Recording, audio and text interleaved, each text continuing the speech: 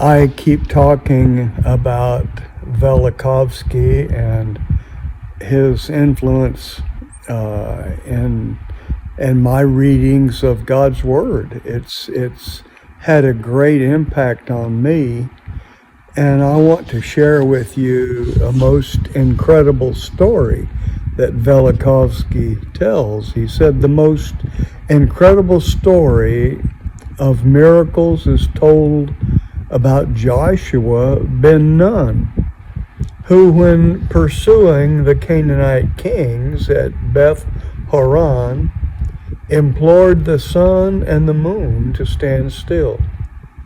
And he said in the sight of Israel, "Sun, stand thou still upon Gibeon, and thou moon in the valley of Ajalon."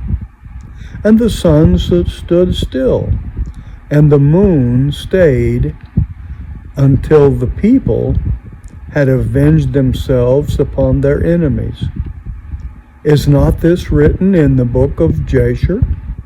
And so the sun stood still in the midst of heaven, and hastened not to go down about a whole day. Joshua 10:12 through 13.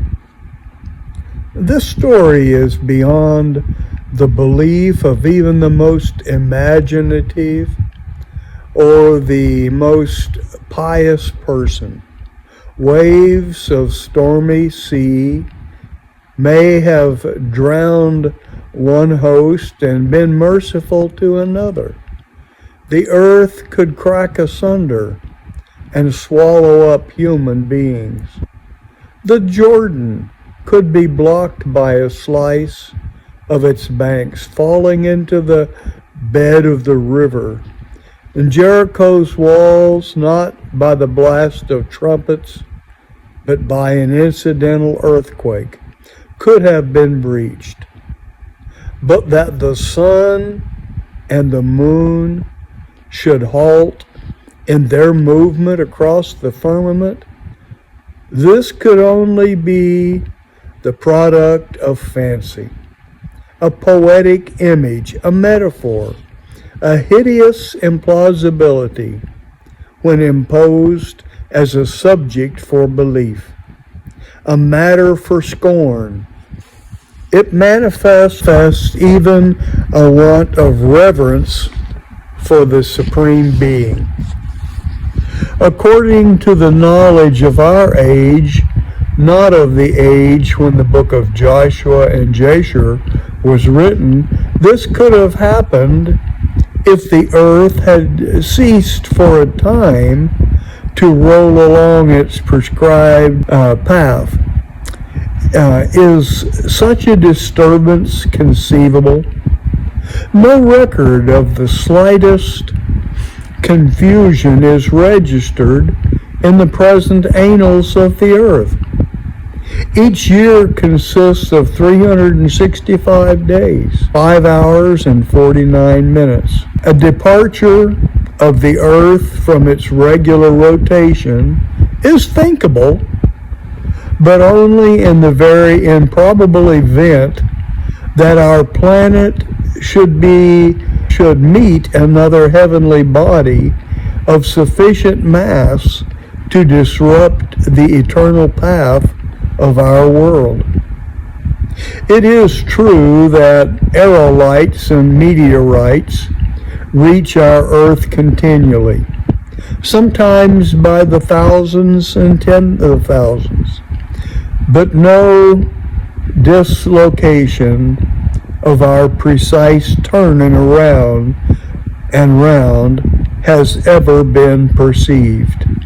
This does not mean that a larger body or a larger number of bodies could not strike the terrestrial sphere. The large number of asteroids between the orbits of the planets Mars and Jupiter suggests that at some unknown time another planet revolved there. Now only these meteorites follow approximately the path along which the destroyed planet circled the sun. Possibly a comet ran into it and shattered it. That a comet may strike our planet is not very probable, but the idea is not absurd. The heavenly mechanism works with almost absolute precision, but unstable, their way lost. Comets by the thousands and by the millions revolve in the sky, and their interference may disturb the harmony. And some of these comets belong to our system, and periodically, but not at very exact intervals, owing to the perturbations caused by gravitational toward the larger planets when they fly too close to them. But innumerable other comets, often seen only through the telescope, come flying in from immeasurable spaces of the universe at very great speed and disappear, possibly forever. Some comets are visible only for hours, and some for days or weeks or even months. Might it happen that our Earth, the Earth under our feet, would roll toward perilous collision with a huge mass of meteorites, a trail of stones flying at enormous speed around and across our solar system? This probability was analyzed with fervor during the last century, and from the time of Aristotle, who asserted that a meteorite which fell at Agapostomy when a comet was glowing in the sky had been lifted from the ground by the wind and carried in the air and dropped over the place until the year 1803, when on April 26th a shower of meteorites fell at Les Halles in France and was investigated by Biot of the French Academy of Sciences and the scholarly world. And in the meantime, there lived Copernicus and Galileo and Galilee and Kepler and Newton and Huygens did not believe that such a thing as a stone falling from the sky was possible at all. And this despite many occasions when stones fell before the eyes of a crowd, as did the aerolite in the presence of Emperor Maximilian and his court in Innsbruck in November 7th, 1492. Only shortly before 1803, the Academy of the Sciences of Paris refused to believe that. On another occasion, stones had fallen from the sky. The fall of meteorites on July 24th, 1790, in southwest France was pronounced impossible. Since the year 1803, however, scholars have believed that stones fall from the sky. If a stone can collide with the earth, and occasionally a shower of stones, too, cannot a full-sized comet fly into the face of the earth? It was calculated that such a possibility exists, but that it is very unlikely to occur.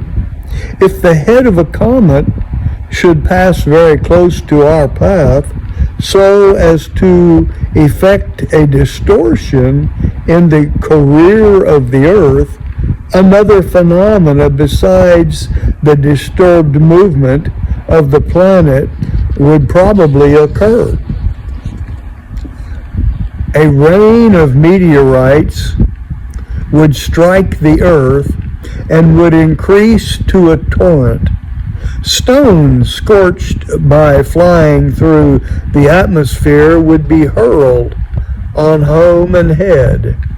In the book of Joshua, 2 verses before the passage about the sun, that was suspended on high for a number of hours without moving to the Occident, we find this passage. As the Canaanite kings fled from before Israel and were in the going down to Beth Horon, the Lord cast down great stones from heaven and from upon them unto Azekah, and they died, and they were more who died with hailstones than those whom the children of Israel slew with the sword. And the author of the book of Joshua was surely ignorant of any connection between the two phenomena. He could not be expected to have had any knowledge about the nature of the aerolites, about the forces of attraction between celestial bodies and the like.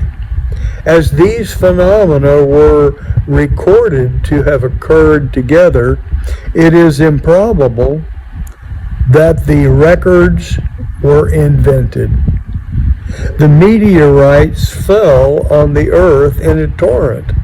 They must have fallen in great number, for they struck down more warriors than the swords of the adversaries. To have killed persons by the hundreds of thousands in the field, a cataract of stones must have fallen, and such a torrent of great stones would mean that a train of meteorites or a comet had struck our planet. The quotation in the Bible from the book of Jasher is laconic and may give the impression that the phenomena of the motionless sun and the moon was local, seen only in Palestine between the valley of Ajalon and Gibeon. But the cosmic character of the prodigy is pictured in a thanksgiving prayer ascribed to Joshua. And Joshua put, "Sun and moon stood still in heaven, and thou didst stand in thy wrath against our oppressors. All the princes of the earth stood up, and the kings of the nations had gathered themselves together. Thou didst destroy them in thy fury, and thou didst ruin them in thy rage. Nations raged from fear of thee. Kingdoms tottered because of thy wrath, and thou didst pour out thy fury upon them. Thou didst terrify them in thy wrath. The earth quaked and trembled from the noise of thy thunders, and thou didst pursue them in thy storms, and thou didst consume them in the whirlwind. Their carcasses were like rubbish. The wide radius over which the heavenly wrath swept is emphasized in the prayer. All the kingdoms tottered. A torrent of large stones coming from the sky, an earthquake, a whirlwind, a disturbance in the movement of the earth. These four phenomena belong together. It appears that a large comet must have passed very near to our planet and disturbed its movement. A part of the stones dispersed in the neck and tail of the comet smote the surface of our earth, a shattering blow. Are we entitled on the basis of the book of Joshua to assume that at some date in the middle of the second millennium before the present era, the earth was interrupted in its regular rotation by a comet. Such a comet has so many implications that it should not be made thoughtlessly. And to this I say that though the implications are great and many, the present research in its entirety is an interlinked sequence of documents and other evidences, all of which in common carry the weight of this and other statements in this book. The problem before us is one of mechanics. Point on the outer layers of the rotating globe, especially near the equator, move at a higher linear velocity than points in the inner layers, but at the same angular velocity. Consequently, if the Earth were suddenly stopped or slowed down in its rotation, the inner layers might come to rest, or their rotation velocity might be slowed. And while the outer layers would still tend to go on rotating, this would cause friction between the various liquid or semi-liquid layers, creating heat. On the outmost periphery, the solid layers would be torn apart, causing mountains and even continents to fall or rise. As I shall show later, mountains fell, and others rose from the level ground, and the earth with its oceans and continents became heated. The sea boiled in many places, and rock liquefied. Volcanoes ignited, and forests burned. Would not a sudden stop in the earth, rotating at a little over 1,000 miles an hour at its equator, mean a complete destruction of the world? And since the world survived, there must have been a mechanism to cushion the slowing down of the terrestrial rotation, if it's really occurred, or another escape for the energy of the motion besides transformation into heat, or both. Or if rotation persisted undisturbed, the terrestrial axis may have tilted in the presence of a strong magnetic field, and so the sun appeared to lose for hours its diurnal movement. And these problems are kept in sight and are faced in the epilogue of this volume. I've used this story, and Velikovsky gives many indications of world perspectives to solidify that something like this happened. The whole world was affected. The Mayans, the Incas, the Greeks, the Arabians, the Chinese. All around the world, these effects around the 7th and 8th century before Christ, something major happened and was happening. And it looks like the earth had repeatedly been inundated by the effects of this comet and consequences of that which followed. So I wanted to have this as a resource for my sermons, because I keep talking about this in all areas, and I just wanted you to know where it came from. Thank you.